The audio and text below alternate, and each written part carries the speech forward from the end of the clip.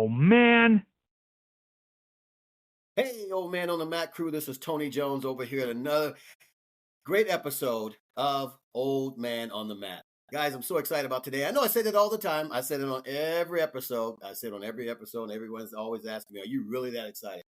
Lord knows I am. Every day I take a breath is a good day, right? So I'm fired up, guys. Hey, as you know about our podcast, and I like to introduce everyone, and I like to talk about what we do first here. Our podcast is basically about, you know what? Older, like I always say, I'm trying to coin more experience than older, but older people out there doing something. Martial arts, CrossFit, tennis, whatever, as long as they're being active or at least trying to be active. And I believe that anyone who has some experience out there staying fit, trying to stay healthy, they have something they can offer anybody out there. And if you listen, you'll pick up some good nuggets. What do they say? Listen to your elders. So I officially think we're all elders now. Right? But guys, I'm excited about our next guest. I've seen him on Facebook quite a bit. Reached out a couple of times on some little comments on things, and the guy has his stuff together out there. I'm so fired up about it. This guy, he has a 3rd-degree black belt in Taekwondo. He's a black belt in the American Kickboxing Association. He does Muay Thai also. So as you guys know, I love Muay Thai. He's trained some pro boxers and some ex-UFC fighters and things like that. So I'm fired up about that. With that, I'm going to give you Coach Lou. How you doing out there, big dog? I'm doing good. How are you, sir? I'm still alive. Right. Let me ask you this. When you work out now at our experience level, age, are you are you getting up every morning like, oh, I slept wrong? Well, some days yes and some days no, but mostly because of injuries not related to training, believe it or not. But the crazy thing about that, been martial arts because I've been in martial arts for 40-something years.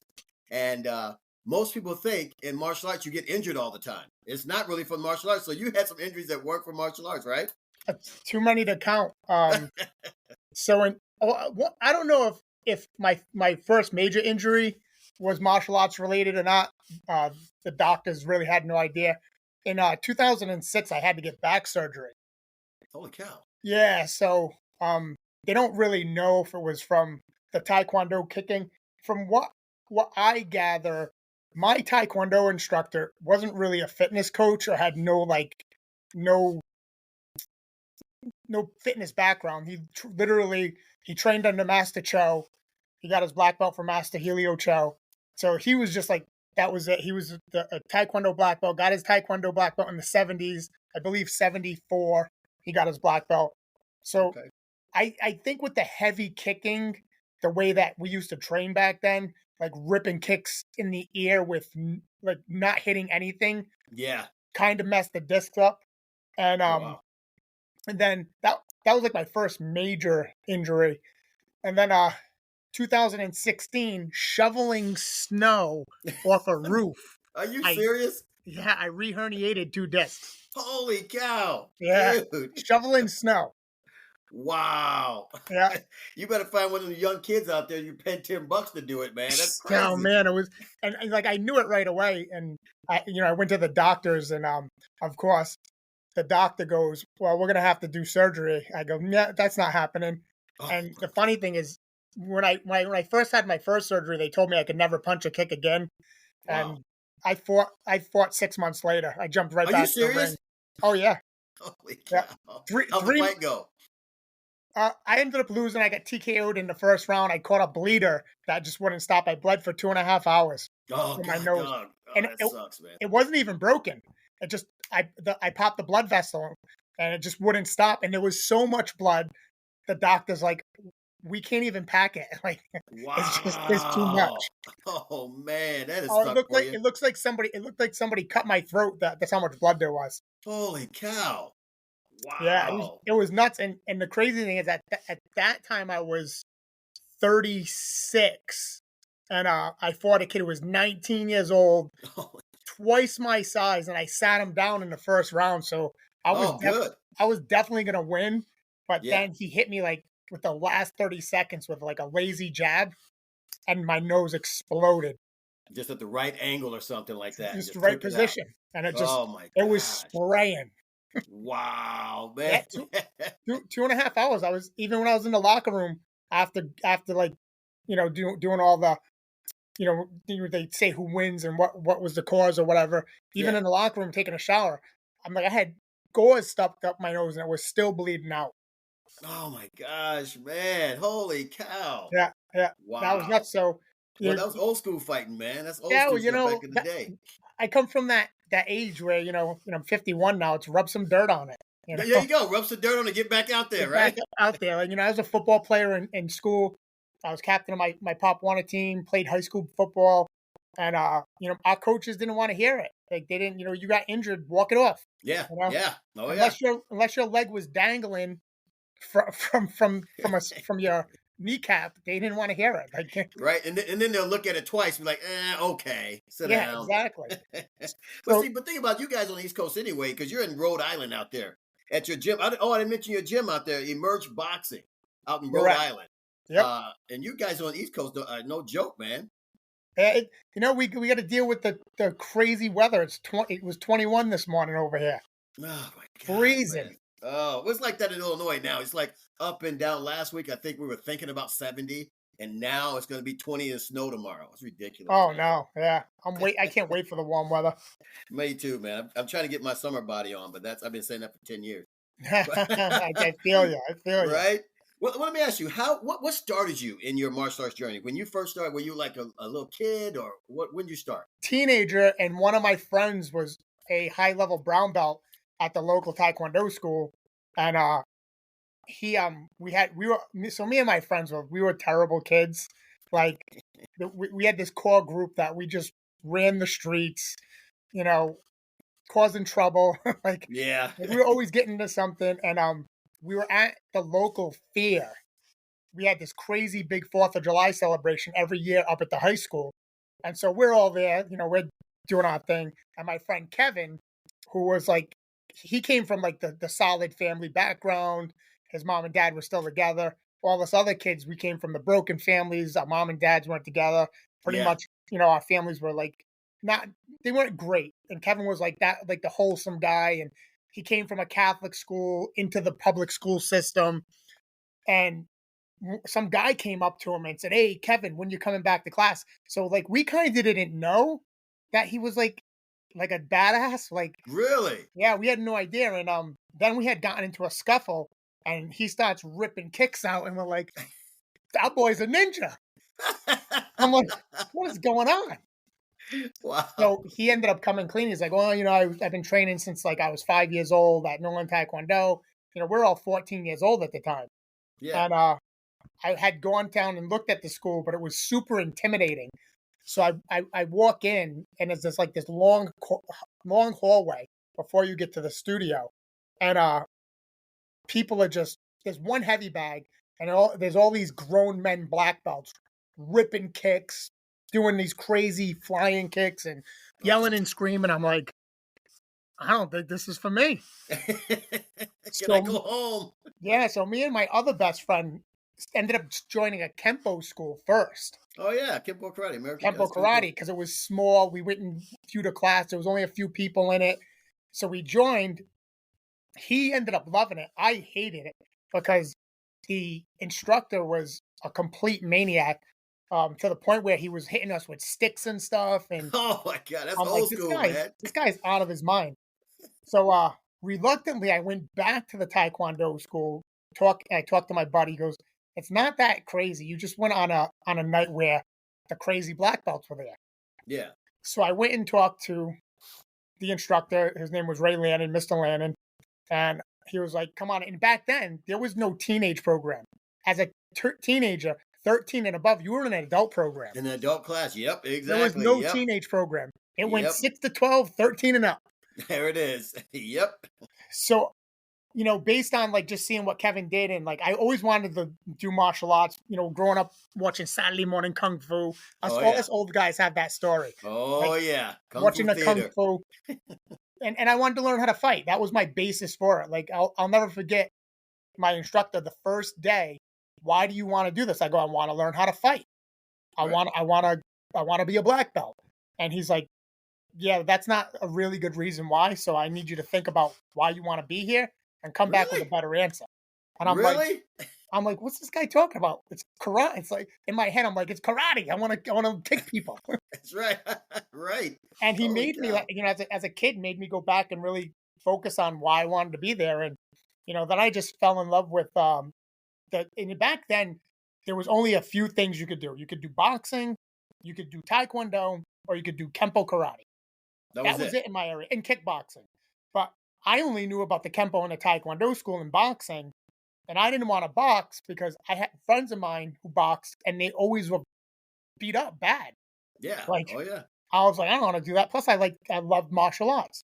Yeah. So in taekwondo, it was like very regimented. Where I'll never forget my first class. The instructor comes in, he claps his hands, boom, boom, yells, line up, and the place erupts. Like, yes, sir. I was like, oh my god, this is amazing. So I fell in love with that camaraderie with taekwondo, and that was my be all end all. Like, it was great because it was right in the local area. I would run from school to the studio after football practice. Wow. I couldn't wait to get to class. Holy cow. That's pretty good, man. But that gave you a spirit though, where you start learning something that you saw on television and all that stuff, and it was in real life at that point. Is that what fired you up? Oh, the biggest thing was like because when I first walked in, there's pictures everywhere of all these high ranking black belts doing these amazing kicks. Like I'm like, oh my god, look at these guys. They're like levitating. So that was more what inspired me. Like I want to be these guys. Like I want to Right. be able to do that. Like it was. I mean, there was pictures everywhere of all these crazy things. People busting bricks. My instructor breaking bricks with his head. Oh, Like jeez. all this insanity. And then even when I got in there, like you would watch the black. So the rule was as a white belt, you couldn't be on the floor. You could be on the side, and you had to stretch. Right. So you only the black belts and higher ranks could be on the floor before class doing something, Oh right? wow. Hitting the bag, practicing. As a white belt, you don't know anything. So what are you You're going to right. So what are you practice? gonna do? What are you gonna do? Right. Yes, exactly. Even a yellow belt. You're a yellow belt. You don't know pretty much anything. Sit in the corner and stretch. Like you got to get flexible. Right. That's how it was. And you would just sit there and watch these black belts kicking shields together, doing these crazy things, and I would just always be like, I gotta be that guy. I'm gonna be like these guys. So that was more of my inspiration than anything. Really. Is watching these guys do these amazing techniques. That's cool. Now, did you when you were out there doing when you first started? Did you start looking at? Were they doing a lot of tournaments back then? Where you were Oh like, I yeah, want to get out there and do that too? tons of point tournaments. Yep. Oh yeah. I mean, I they had white belt. Um, they had white belt divisions. I started doing tournaments a month and a half, 2 months in because I thought I was Bruce Lee. No, really? I How'd was that go? terrible, but I was like, I'm gonna do it.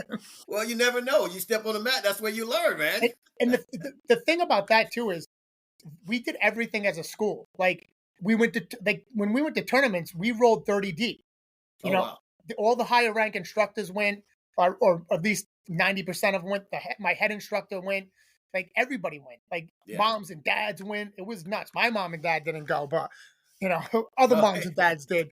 But so we did everything as a school, and like after every tournament, we would go out for dinner, and as a school. So that's another thing I loved about it because I came from like a wicked broken background. My dad was in jail till I was about 18, 19 years old. Oh wow. Got Yeah, it. so I didn't have that. So going with the school was like it was pretty much my extended family. Yeah, So that was your so that was family and your another thing I loved foundation. about it, like going and do all that stuff. And then plus as a white belt, man, you go and watch these guys, the black belts fight in the tournaments.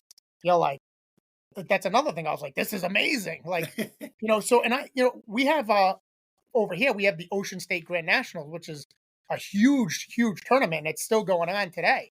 They still Is it have a it. straight taekwondo open tournament? What is it? So it's more of just like the what are the what's what's the big point fighting organization?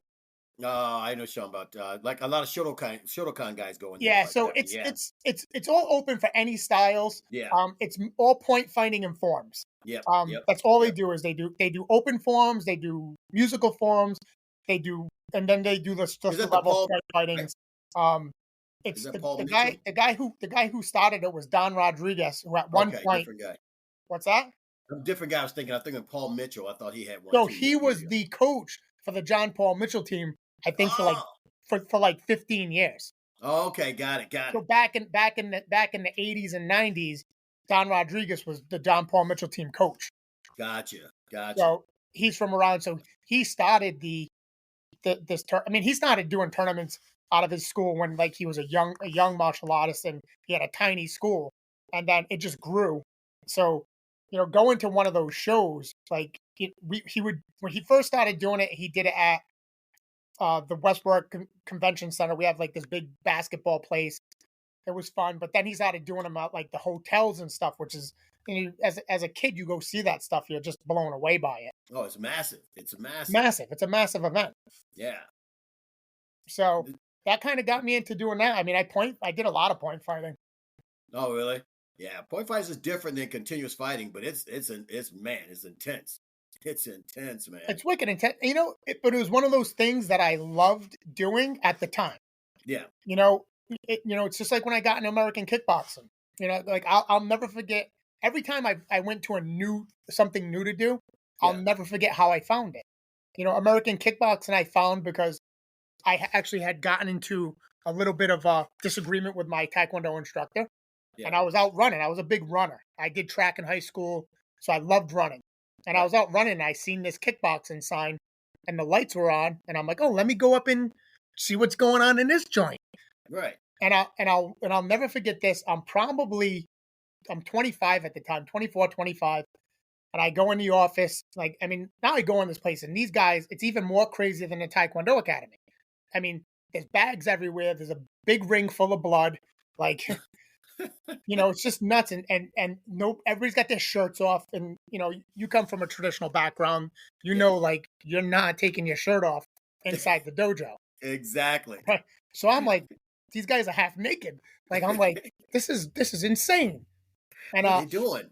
Yeah. So I meet my instructor, who eventually becomes my instructor, and he's sitting down, and I go, hey, how you doing, sir? I'm interested in, maybe checking it out. And I'll never forget. He goes, he looks up at me. He's sitting down. He's a big fat guy too. Yeah. I gotta add this because it's another crazy thing. He's a big fat guy, and he looks up at me and goes, "Are you in shape?" And I don't know why he answered like this, but I go, "I'm a black belt." Oh man! And he turns and looks at me, and excuse my language. He goes, "Kid, I didn't fucking ask you if you were a black belt. I asked you if you were in shape." I go, "I'm in good shape, God. Sir." And that's awesome. And even saying it gave me chills. Wow. And he said, come back tomorrow and we'll see if you're in shape. And of course, back then, a lot of those schools were like, if you say you're in shape, they're going to test you. Right. Exactly. Let's see what you got. Yeah. So he sent me out with one of his pro fighters and said, we're going to go do a run. They didn't know that I used to run 5 miles a day and I was a sprinter. So this girl, it's a girl too. She's like she's a professional fighter at the time and one of the best in Rhode Island. She tried to put on the gas, and I'm like, oh, she wants to play. So she was fast though. I gotta admit though, she was real fast. So I kept up with her, and she was like, God damn. She's like, nobody ever lasts on these runs. I'm like, I run 5 miles a day. She's like, why? I go, because I love it. I love running. That's right. No one's chasing you. Why? Yeah, exactly. I'm like, I just love doing it. So, we get back to the gym, and he was like, all right, and put me through this crazy workout. I thought he was trying to kill me. I'm like, this guy really doesn't like me. So when that was all said and done, he goes, I said, can I join now? He goes, no, come back tomorrow. I'm like, are you serious? Oh, yeah, come back tomorrow. So I come back tomorrow, and he goes, put your gear on. So, of course, I start putting my point fighting shit on because that's my gear. Right. And he goes, kid, what are you doing? I go, put my gear on. He goes, you don't got any boxing gloves? I go, no, sir. So he gives me gear and proceeds to have me beat up for 3 rounds straight. Oh, man. And it's funny because the guy who beat me up, his name's George. He actually teaches at a boxing gym in my area. And I'll never forget looking at him, and he's really tiny. He's a little guy. And in my mind, I'm like, I'm going to kick this guy all over the ring. Right. When I tell you, it felt like he was hitting me with bricks. I'm not even exaggerating. That's awesome. He beat me so bad. I was like, I'm sitting on the end of the ring, And my coach comes up, puts his arm around me, goes, "What's wrong, mate? What's wrong, kid?" I go, "I'm terrible." He goes, "You're not terrible. You're a phenomenal martial artist. You're just not a fighter." And Oh, I was like, "Oh shit." okay. So that's how I fell in love with kickboxing. I'm like, I gotta train with this guy. And then Right? I fell in love with kickboxing. And I was very Wow. fortunate. There was a kickboxing school, a boxing school right in the same mill complex. So Oh, I was really? able to How old go. were you when you went to American Kickboxing? How old I were was you? 20, 25, 24, 25. Okay. Okay. Good. Good. Good. And then there was a boxing gym called Rhode Island Boxing, which was one of the best boxing gyms in New England for us, like for our area. Vinny Paz used to go by there and do some work. Right. So these guys were legit guys, and I was very fortunate. I could go boxing too. So my kickboxing coach was very friendly with the boxing instructor. So I was able to go boxing. So back and forth, I would do kickboxing and boxing, 6 days a week. Wow. And the same thing with boxing. I'll never forget, my first day boxing, I thought I knew how to punch until my boxing coach was like, "Your jab is terrible." And No. he made me do a jab for an hour and a half. That's all I Oh did my for the whole day. gosh. Just a jab for an Just a hour and a jab. half. Just a jab. Moving in, moving back, moving in, moving back. Round after round after round. Get in the ring, throw jabs this way, do it that way. Setting up cones, jab in between the cones. He had just for an hour and a half, that's all he had me do. Wow, man. I bet your quads were on fire, your My calves, calves were everything. burning. But Yeah. it's all those little things about the different styles that I've done that I'll never forget. Like it's and tuned in my brain with the different things about these styles where I fell in love with it. Like never before had I had somebody really focus on a jab. You Right. know, Right. like Taekwondo is 70% legs, so we do a lot of punching, but not like boxing. Right. Right. You know, so like everything about like the martial arts and fighting was just I loved it. It was just I couldn't get enough of it.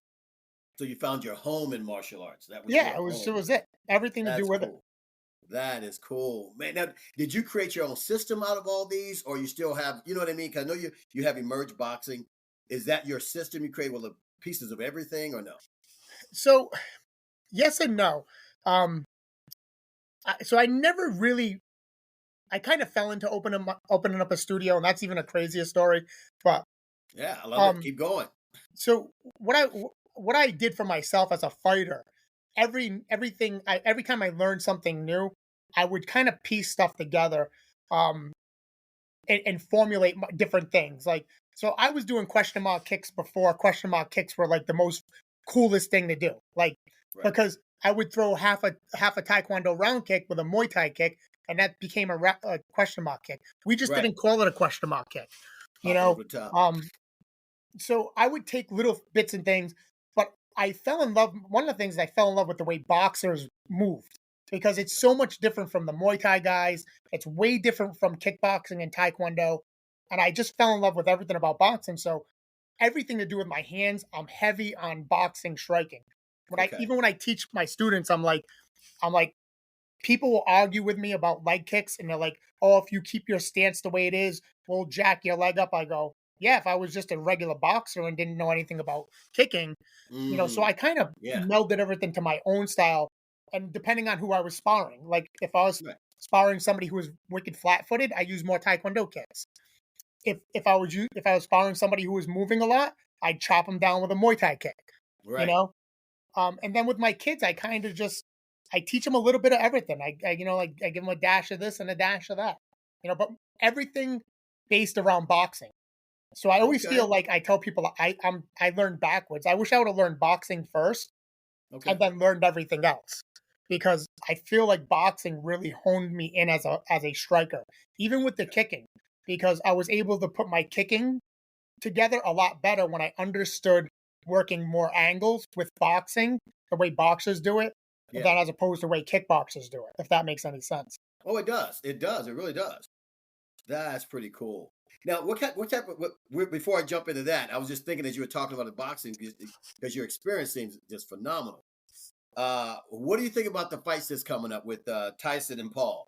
What do you think? So I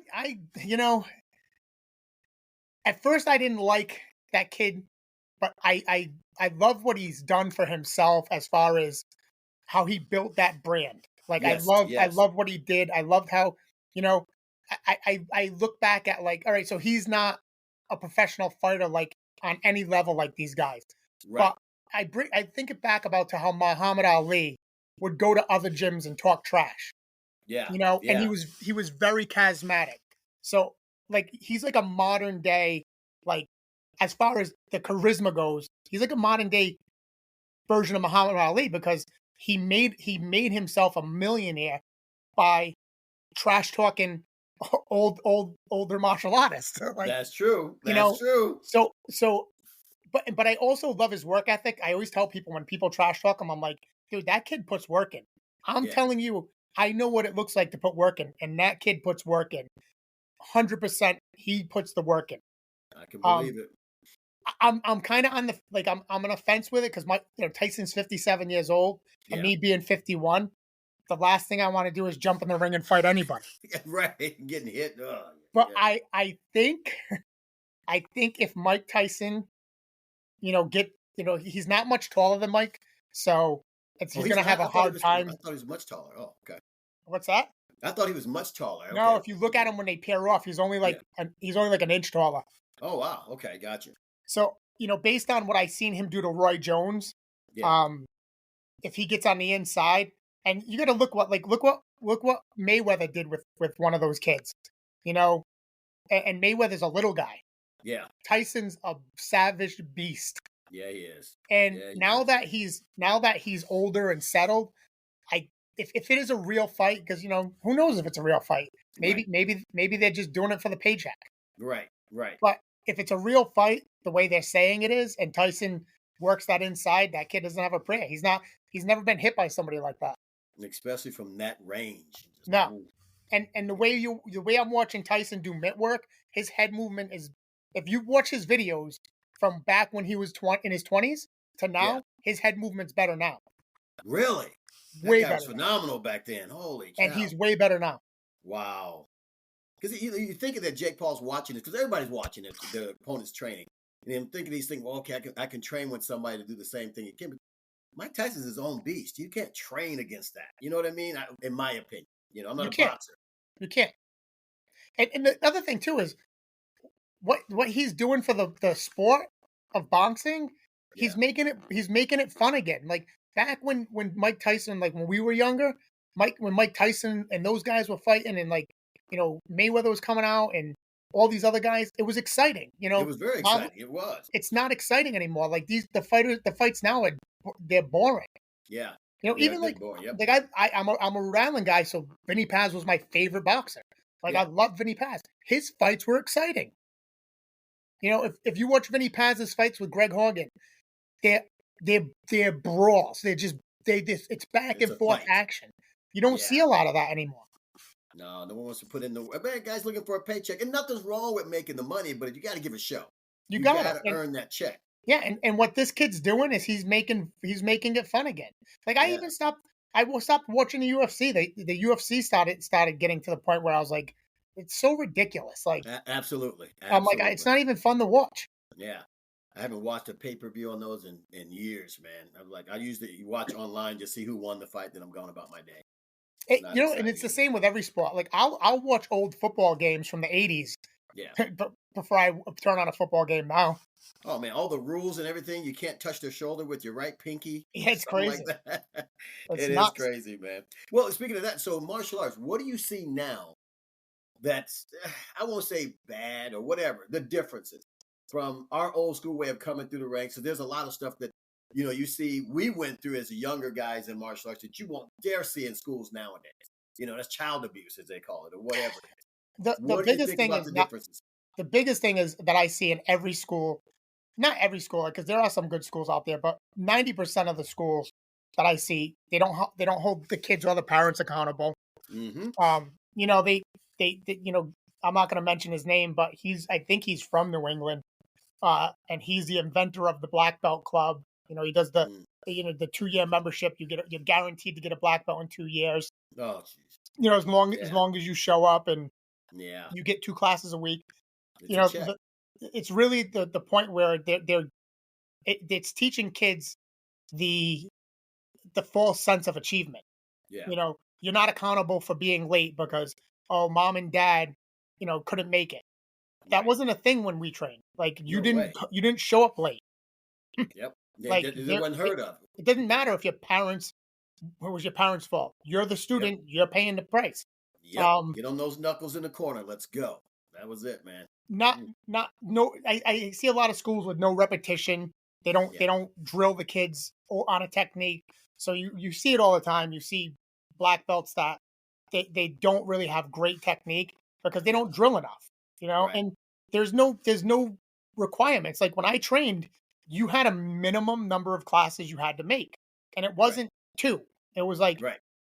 as a beginner, it was 3 days a week. You had to be there 3 days a week, but that was a beginner. Um, Yeah. but as you got up in the ranks, like when I started getting to blue belt and brown belt, if you weren't there a half hour before class and staying a half hour after and coming to every class you could make 4 or 5 days, 6 days a week, Yeah. you didn't test. Period.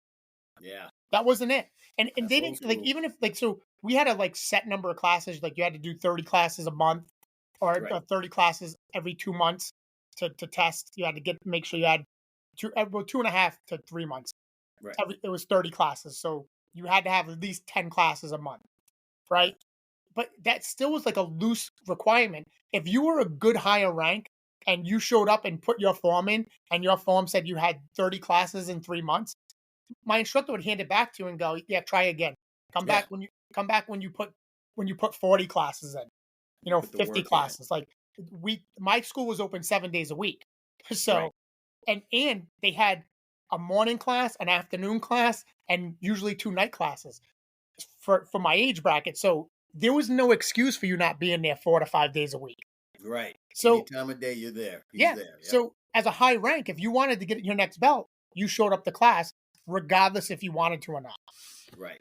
So Right. I see that now a lot. It's the new age. It's like, everybody gets a trophy. Yeah. They don't want to hurt kids' feelings, and I think it's crazy because so many parents look to martial arts schools for that kind of for us to teach their kids to be disciplined and focused and Right. stuff. But Yeah. most schools don't care because they don't instill it. Like, all right, you did something wrong, no problem, you're still doing good. Right. know? Right. Yeah. I could go on forever about this type. It's But you're something you're I right talk though. about all the time. No, you're right Even though. in We my see area, that. like I have a school in my area that's a fitness kickboxing school that tests for black belts, and I'm like, Huh? what are you getting a black belt in? Right. Because you don't even, like, I'll say to people, like, where did kickboxing originating from? So you're doing kickboxing, where did it originate from? And these people are black belts and they go, oh, I don't know. So what are you a black belt in? Like, you Right. don't know. Like, they don't teach the history of anything. They don't know how it started, when it started, why it started. Like, so it's like it the silliness of it. Like, I got a black belt in a fitness class because I punched a pad. Like, Right. like Right. That's crazy. so, like, for me too, it's like, if even in Taekwondo, fighting was such a big part of the style. If Yeah. you got beat up a lot testing for your black belt, you failed. Period.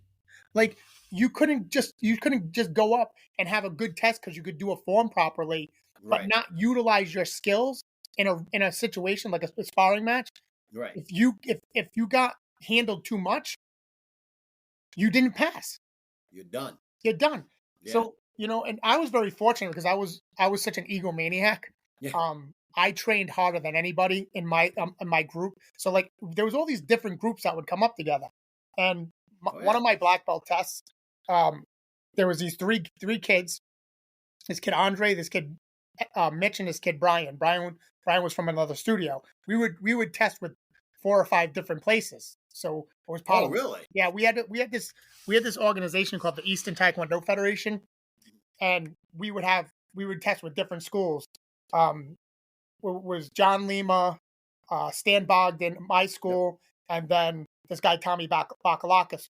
And then every now and then we would have like another school, but it was mainly 4 schools. So one of my black belt tests, they lined up these guys. Like, sometimes we'd do line drills, and I put these guys down like as quick as I could, and they all failed. And at the end of the test, when two of the guys from my school asked my instructor why I passed and why they failed, and one of the guys I put down with one kick, jumping back kick right off the line, put him down. He was out, and my instructor said, "You got put down with one kick. We can't give you a black belt if you're getting dropped with one kick." Right. You know, and that's how it was. Like, you didn't pass if you couldn't perform. Period. Yeah. And that's not the case now. Now it's everything's a graduation. Everybody passes. It doesn't. Nobody cares how good you are. Well, no, like you said earlier, no one wants to hurt anybody's feelings, and that's why we're in the society we're in today. And I don't want to get on that subject, right? And nowadays. and I talk to guys. And it's funny because I'll see really good martial artists. They're good martial artists, and I'll watch their videos. And I used to do this all the time. I stopped doing it because they don't even want to hear it. And I would say to them, like, why would you want to put a video up of one of your kids who's a higher level who is terrible? Yeah. Like, it doesn't make any sense. There is a way to get across to somebody that they're not doing well without hurting their feelings. Like, you don't have to be like our instructors were and be like my instructor would be like, "What is wrong with you?" Yeah, right. You go home questioning your whole life. Yeah, like my kickboxing coach's favorite term was that he'd be like, "Hey kid, you wearing your pink belt today?" That was his favorite thing to say. I love it. Yeah, so I didn't care. I didn't have nothing bothered me. My football coaches were complete maniacs. They would swear. We were kids, and my football coaches would be smoking and swearing at us. Like, so that's awesome, man. Nothing back bothered in the me. day, brother. but there's a way where you can tell kids they're not doing well without hurting their feelings. Yeah. I totally disagree with all these top guys on our business where they're like, never discipline a kid, just tell them they're doing good. No, that's crazy. Like, but those guys, you think they want to keep the student just for the check? I'm telling you, that's all it is. It's all about the check. Tons of schools like that.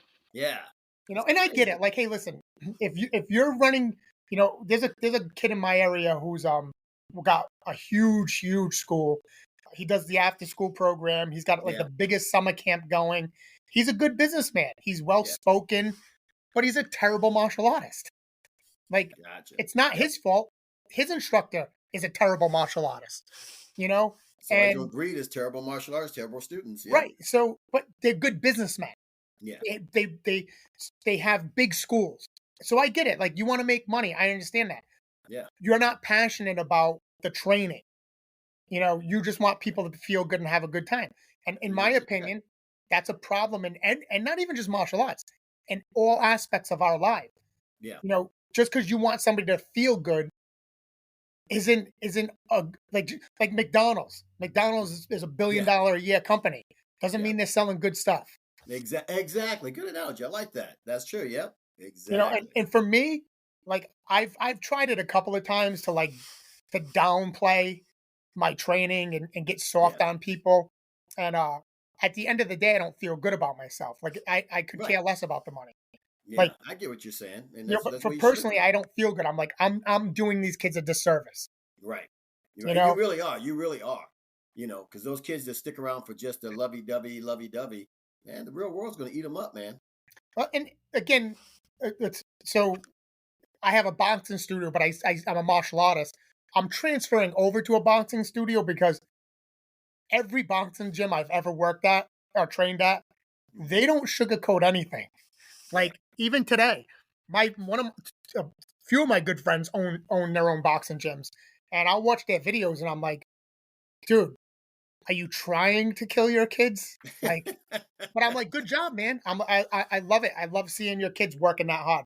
Yeah. So like, and I feel like with the boxing, it's people know, like, when you're gonna box, it's gonna be tough. I feel like when parents bring their kids to a martial arts school, especially in my area, when they see somebody like me, they're like, yeah, this guy's a maniac. I don't want him teaching my kids. I don't want to teach my kids. And I get it. You don't see a lot of that nowadays. Well, like I said before, if you listen to one of my podcasts, I talk about the years I've been in martial arts. And then now, at my age, I'm starting Brazilian Jiu-Jitsu. And the school I go to, they're like that old school spirit, man.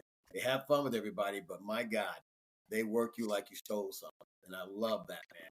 That's the old school mentality. It's very rare you don't see that out there. You know, and you know that's the thing is like people got to understand, and I tell this all the time. Like, um, one of the reasons I do what I do, and just a quick story. I'm building another studio, and I opened my first studio in 2016. And 6 months after I opened my first one, I moved it down the street and started building another one on top Wow. of teaching classes. In Holy cow. 2021, I knocked down the wall of that studio to expand it and build a bigger studio. Holy cow. Fast forward to 2023, I closed that studio because I wasn't getting along with my landlord and he was selling the building. So I'm like, well, I'm not going to wait for him to sell it. So I closed that down, moved down the street to a smaller studio. And I'm like, I just want to do a small studio. And then here we are today, on the other side, doing work to open up once again a bigger studio. Oh, man. Well, you know what? That's a good problem to have. That means you Right. get more students coming to you. No, not really. Like that's the reason I'm opening up because I want to get more students, and Gotcha. it's too small right now. But Ah, I get that gotcha. work ethic from my coaches in sports, teaching me that you can't give up. You have to work hard. If you Right. want to be good, you have to train. You know, That's true. you can't get upset if things don't go your way. That's Right. where that work ethic comes from. That's true. You know, That's I that old didn't. So, school and I work tell ethic. people like my parents didn't teach me this shit. My coaches did. Yeah. This is Like where you were my raised in mom, the my mother schools. was a biker. She was always out at parties. I mean, shit, I was going to biker parties at 15 years old with my mom. Like that's the Oh, kind of dang. yeah. I mean, so I didn't have my parents teaching me this. My instructors taught me this, and it's almost like a lost art form because instructors today, especially the young instructors, they don't know how to do it. So Right. all they know is how to just tell people they're doing good. Right. And it's a sad thing because when you work hard physically, mentally, you can do anything. Right. Like, and I tell Right. people that, like, you don't understand physical stuff is easy. Like, Yeah. and for anybody, like, I always talk about Dave Goggins, and people are like, Oh, well, yeah. but he's otherworldly. I go, but he's not. I go, go look at his story. He was a fat guy. Yeah. I love his story, man. I'm like, he was a big fat guy. I'm like, his, like, he made himself that way Yep. because he wanted to.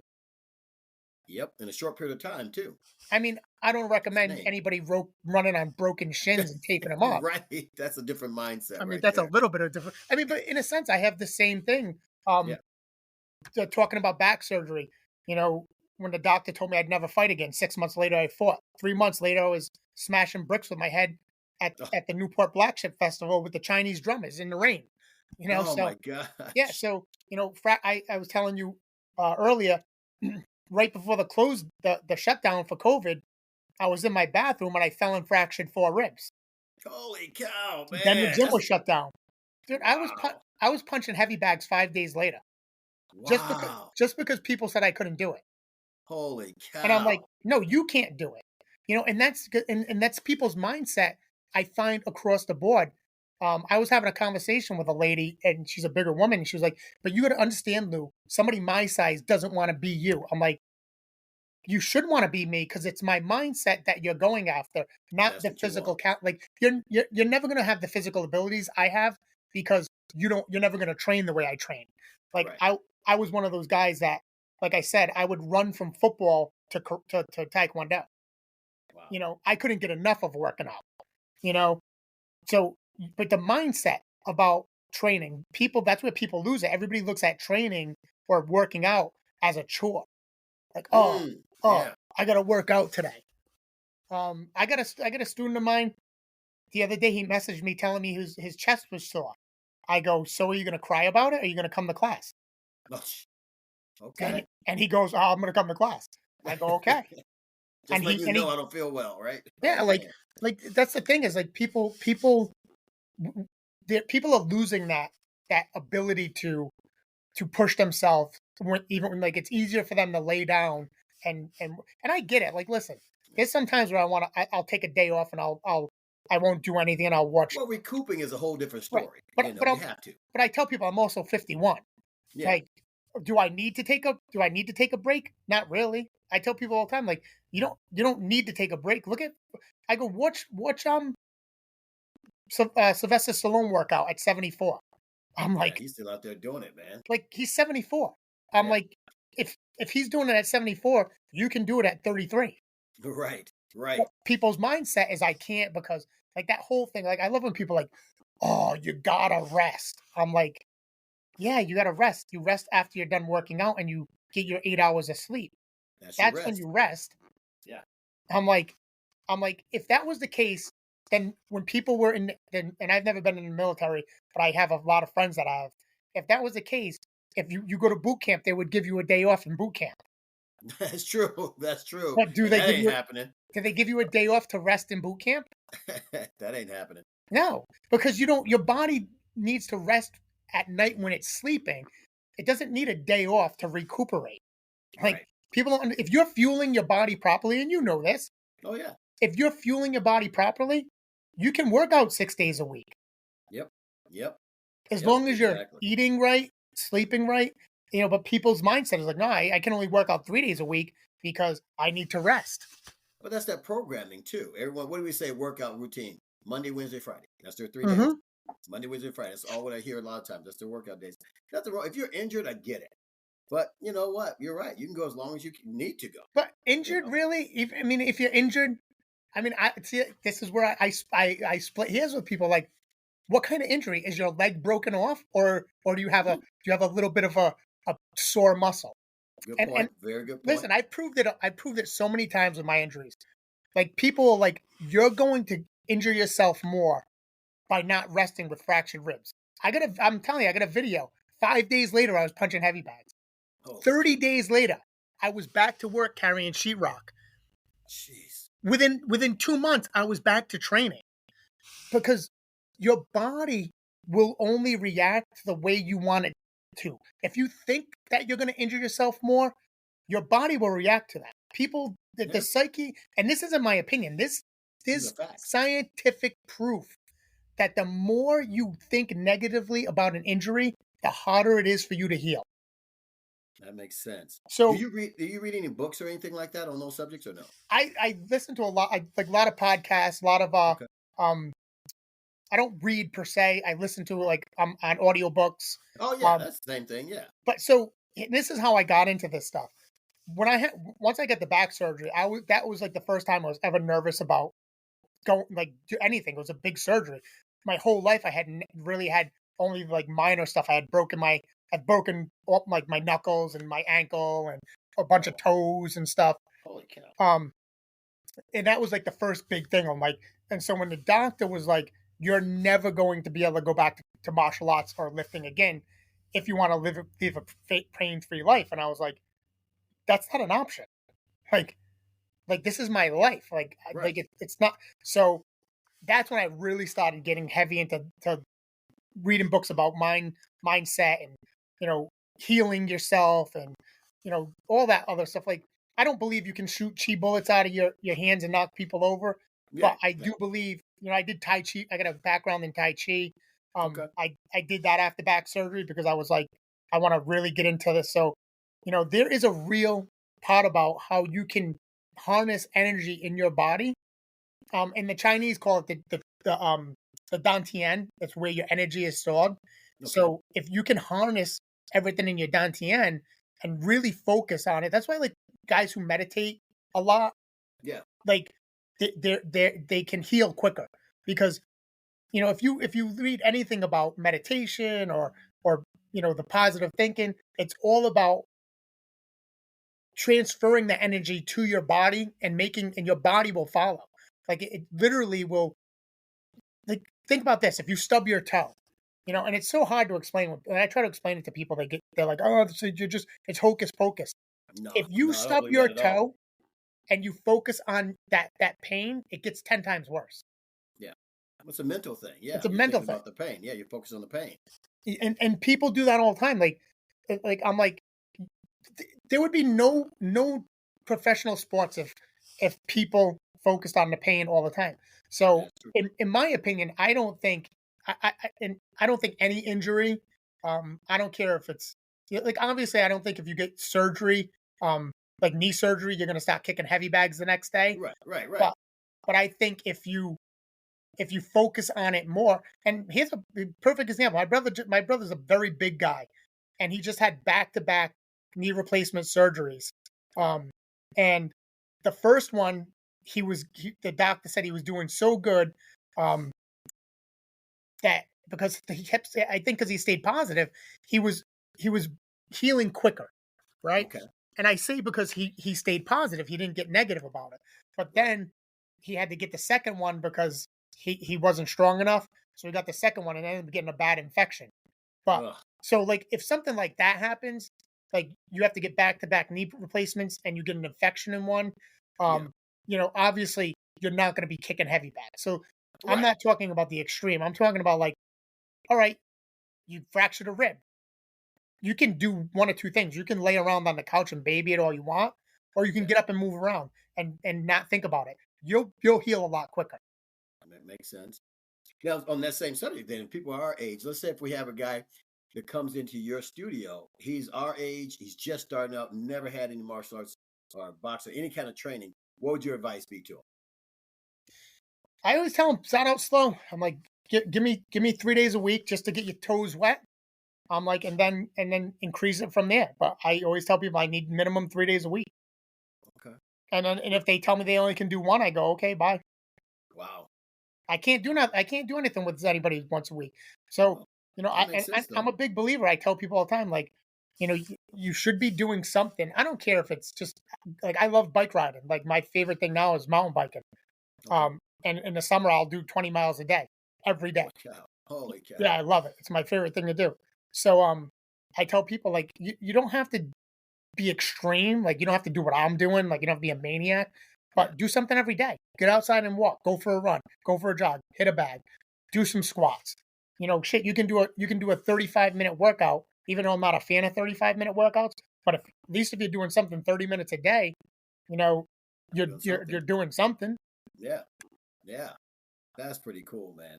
Now, at your studio, what type of people you have coming in there? You have mostly young kids, you know, young adults, old farts like us. Who Middle comes in all your middle studio? middle age. I've had a few like younger kids, but mostly middle age, 30s, 40s.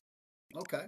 And do they want to just, hey, I want to learn some self defense, or I want to learn how to get in shape, or So yeah, I do a lot more fitness now than anything, and Okay. which is why I'm going over to the boxing side. And I think I was telling you this before. I get a lot more um, calls for boxing than I do anything else. So it's been something I've been like dabbling with or struggling with, if you will, because I love kickboxing. I love Muay Thai. You know, Yeah. it's like I love the elbows, the knees, the kicks. I love it all. Um, and I just that's like as far as like I love kicking, but I mean I also love boxing too, as Right. the point where like I love punching, but teaching wise, like nothing gets me going more than teaching like a good kick combination. Okay. But I don't get that many calls, so I'm transferring over to more boxing because I do want to start training some kids to do competition. I actually Right. just picked up a boxing ring a few weeks ago, Oh, so that's another reason for opening the other side because I need more room to put a boxing ring in. gotcha. Um, Gotcha. I'm what I'm gonna do here is I'm gonna keep the fitness side for a while, and I have some very very good boxing gyms to compete with in my area, with like very really good fighters. There's one guy who's he just won the Golden Gloves, and he's something like I don't know 15-0 as an amateur, like Oh, and jeez. he trains at this place called Hard Knocks Boxing. Right. And then I have a place down the street called Fight Factory, and they have one of the best boxing coaches in New England teaching there. Oh, So, man. but they're You're hardcore, surrounded. but they're hardcore fight gyms. Yeah. So what I'm doing here is it's a laid back kind of boxing academy where we're open between 4 and 8, 4 and 6. The kids can come in. If you're looking for competition, we can train you, but don't think you have to fight. Like, Okay. like so when I trained and every boxing gym does this. If you're not looking to fight, nobody pays attention to you. They throw you Mm, on a heavy bag and they go ahead, go hit the heavy bag. And right. unless you're willing to fight, the coaches don't pay any mind to you. That's every boxing gym I've ever been into in New Wow. England. So Wow. I'm getting away from that where everybody's like, if you want to fight, we're gonna train you how to fight. If you don't want to fight, we're gonna train you how to hit a heavy bag properly. We're going to get you in shape. Like I just signed up this kid. He's 15 years old. He's 6'3". And he's not looking for competition right now. He's like, I just want to do something active. And, I want to learn some boxing moves. And I love the sport of boxing. Yeah. So I'm not going to I'm encouraging him to just come in. We're going to work a couple times a week together. And then, maybe one day he'll want to fight. But right now, that's not his goal. And then maybe I get a guy who's in his 40s. He's like, I don't want to go to a boxing gym and stop, sparring. I just want to hit heavy bag. Well, great. Yeah. We have that here, So it's great because of my background. I used to train this guy's name was Tommy Gallipo.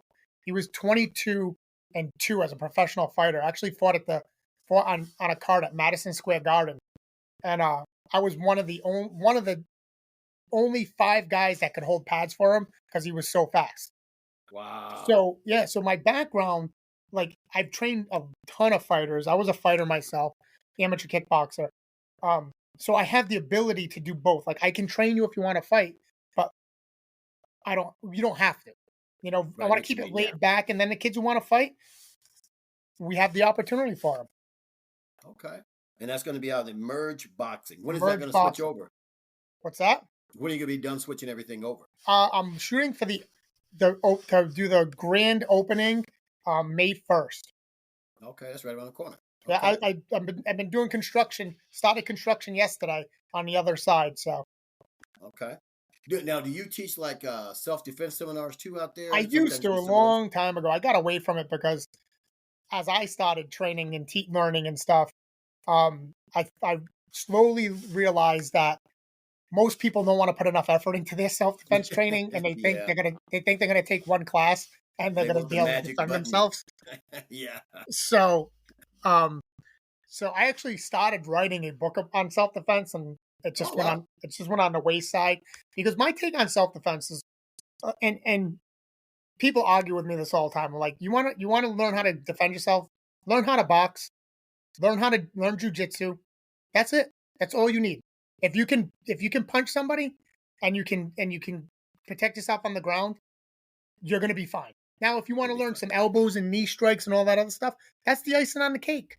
Yeah. But if you can punch somebody and break out of a hold, and it's funny because if you listen to you know who Jocko is, right? Exactly, man. When he lists his top 5 self-defense things, I think boxing is number 2. And Brazilian Jiu-Jitsu is number 1. I think Brazilian Jiu-Jitsu. Yeah. No, the number 1's a gun. Or a gun, exactly. A weapon. Yeah, and I believe it's Brazilian Jiu-Jitsu's 2. And then boxing's 3. Muay Thai's 4. And I think he mentions Krav Maga someplace in there. Okay. So and I tell people like this is a former Navy SEAL commander. Like. Yeah. So listen to what he's saying. And he's saying boxing is one of the best self-defense. So I think that guy might know a little bit about defending himself. A little bit. Little bit. And I've always known that because, again, me and my friends, we didn't take the whole humbleness of martial arts to heart. Testing yourselves all the time. So where we grew up in Providence, Rhode Island, that's our state capital. Right. The nightlife in the 90s was crazy. Really? So yeah, it was insane. There was bars everywhere. Everything was open. So we would go downtown Providence, and we were 20-year-old kids. We're all martial arts guys. We're like, we want to see if this shit works. And we would test stuff. Like we'd get into fights. I mean, sometimes we'd go looking for it. Sometimes we wouldn't. But anytime you went downtown Providence as a guy, there was a chance you'd get into a fight. Really? Oh yeah. When I say it was like a smaller version of New York City up until 3 a.m. I'm not even kidding. You would walk out of the bar and there was food trucks everywhere. Wow. Everywhere. At 2 a.m. So there was mobs of people everywhere. And then clubs everywhere. So like you'd get we had clubs over clubs. So there'd be a club on a bar on the bottom floor and a club on the second floor. Sometimes even a club on the third floor. So we grew up like testing stuff, and and we'd always find like a good right hand would beat mostly anything at it, like any time, Right. So when I do self-defense now, I'm like, if I tell people like, just learn how to throw a good right hand. learn how to break a hold. I watch a lot of these videos, and I'm like, a lot of times, like I've been attacked plenty of times, like not paying attention, and I've got to be honest, I've never had anybody come up and bear hug me. Now, Yeah. obviously, that could happen with a woman because With a woman over a guy. Yeah. right, like a guy's gonna grab a woman trying to pull him away, and Yeah. I always tell him, like, listen, the minute somebody gets you off your feet, you're screwed. I don't care what you know. If you're a woman and somebody picks you off your feet, you're in a lot of trouble. Mm, So gotcha. you're gonna have to settle down and wait until you're grounded before you can do anything anyway. So one of the things I always tell people is don't do dumb shit. If you're a woman, don't go walking around alone. Like, Good point. like Don't do dumb th- shit. that's self-defense 101. Don't do dumb things. Is that gonna be in your book from Yeah, page exactly. one to the end? I used to do seminars and I would start out and I tell people, I'm like, you don't want to get into a fight? Don't put yourself in a situation where you can be in a fight. Yeah, good point. That's Like, that. Keep your head on a swivel. Just get out of there. Yeah, remember Bruce Lee and was it Enter the Dragon?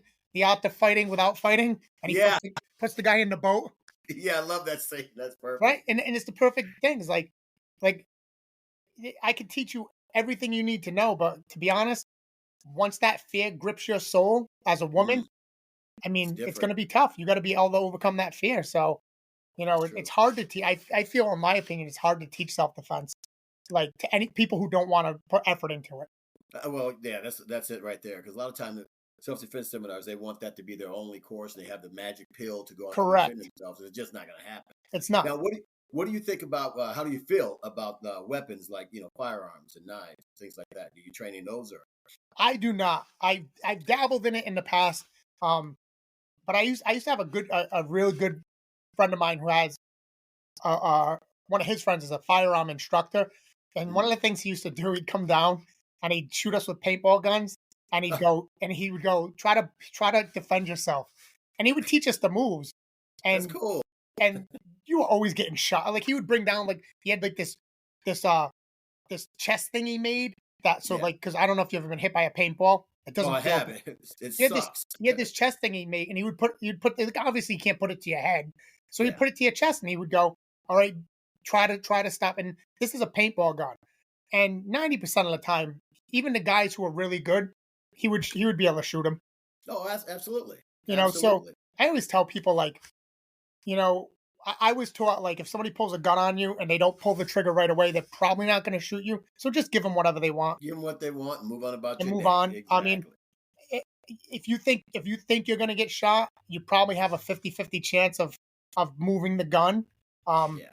and Fight for your again, life then. it depends how fast you are. Like, do you ever see the guy who's the preacher, who does the crazy gun defenses? And Oh yeah, spin around and grab the guy and all that stuff. he's so fast. Like, but that's like somebody who's just out of the ordinary. Like, Yeah. like he's not like the normal person. Like for Yeah. me, I don't. I've done knife things where we'd do the pen, and like Yeah. I 5 times out of 10 I would get stabbed. So I'm Yeah. like, I wasn't that fast with it, but then again, I didn't put a lot of effort into it. So, I get what you mean. and, Yeah, it and I takes always say, training for all that stuff. if somebody pulls a knife on me, I was pretty fast back in the day, so I think I could outrun them. Yeah. I feel you. I'm a little older and a little slower. My thing is I'm gonna lay down And and cry. Are you done? and No. then again, like I always say to people, like, where are you living? Like, I'm Yeah, not living in a war torn society where there's not a lot of shootings and knifings in my area, so I that's don't true. personally need to worry about it. That's true. That's So true. for me, like I never got into it because I never like it wasn't something that we needed. Right. There was no like all right, we're in a place where people are getting knifed a lot. And I understand where like shit if you're growing up in Detroit in the 2000s, you probably need to know some weapons The training. stuff was going down back then, Yeah, man. or you're growing up in South Central Los Angeles, you might want to learn how to shoot a gun. Good point. Good point. But that's been good stuff, man. Before this go, let me ask you this, because everyone, I just listened to you already. I think you've covered it already, but I always love to hear those nuggets at the end there. So, what type of life principles you think you would tell someone that you can give to someone starting out, all age, no matter what, that's thinking about doing anything? Say it again.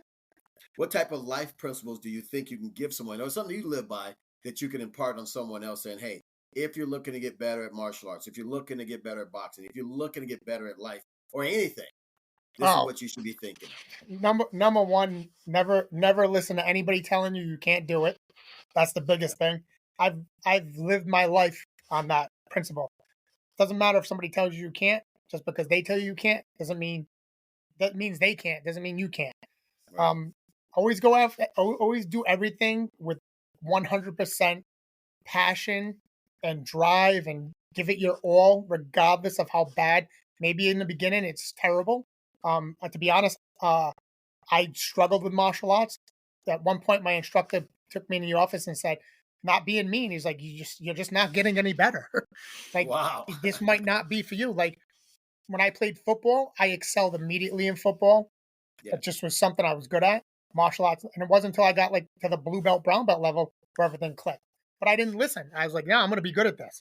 So just give it your all and train as hard as you can and never give up. I tell people that all the time. Never, ever, regardless how many times you fail in life, don't give up. And I always tell people, Google Nick Vujicic and listen to him speak about if you fall down.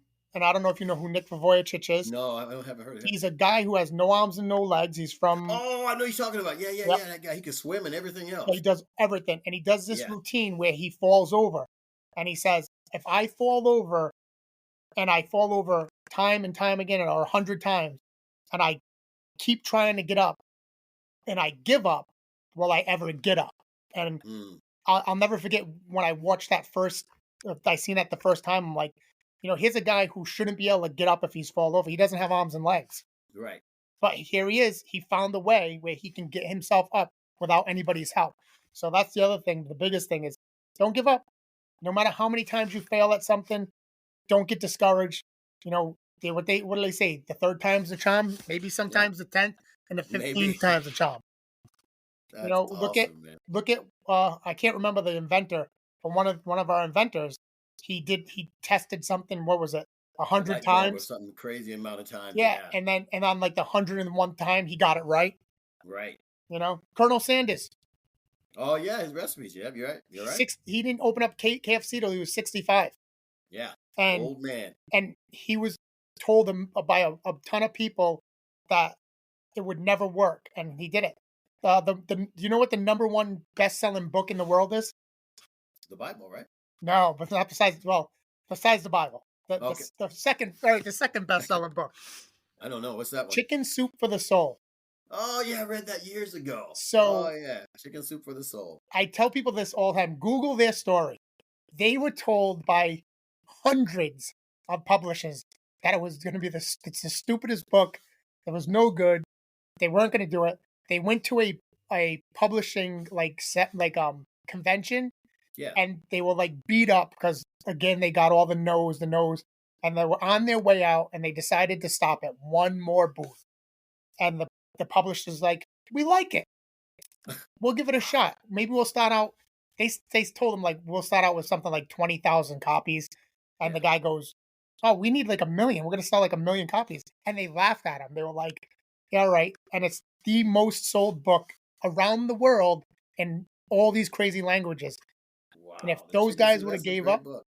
yeah, and that's the point. Don't give up. And there's like Sylvester Stallone, same thing. Yeah. I know Arnold his story too. Schwarzenegger, Yeah. they all have the same stories, and they just never gave up. Wow.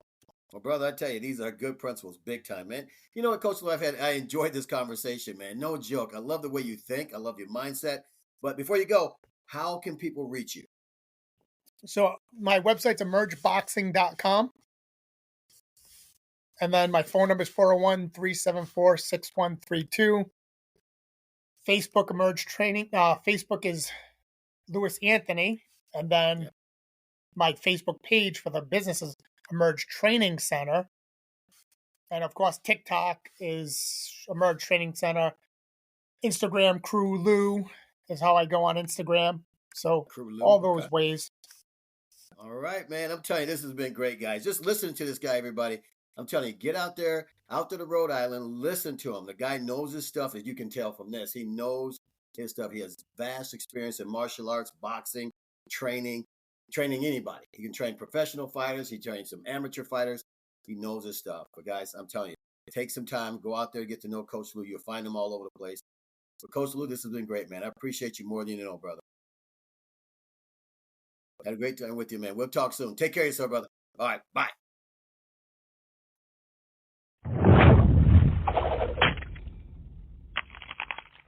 Oh, man.